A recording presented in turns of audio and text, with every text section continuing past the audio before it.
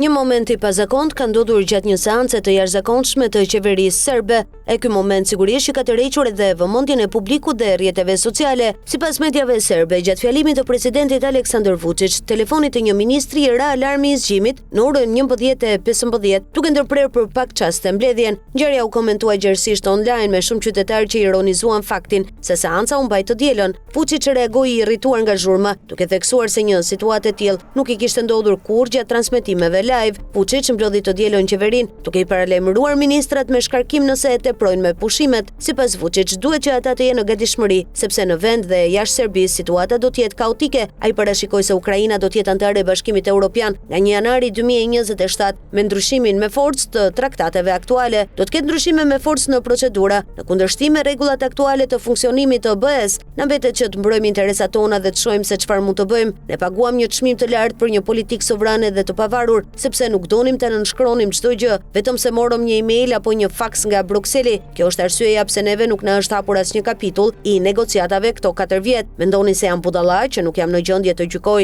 nëse fuqia evropiane do të bjerë apo do të rritet? Kjo është e sigurt. Fuqia e Evropës do të bjerë, u shpreh Vučić. Ai shtoi se ishte mirënjohës Amerikës për ndërprerjen e bisedimeve strategjike me Kosovën, licencën operative për kompaninë energjetike NIS, mosmarrveshjen e Serbisë në listën e zezë për vizat e emigrantëve, e cila tha ai ishte një sinjal politik. Ai shtoi se të gjithë kanë frikë të mbajnë mëri ndaj amerikanëve, kërkoi një takim me përfaqësuesit e serbëve nga Kosova në mënyrë që atyre t'u ofrojë ndihmë shtesë.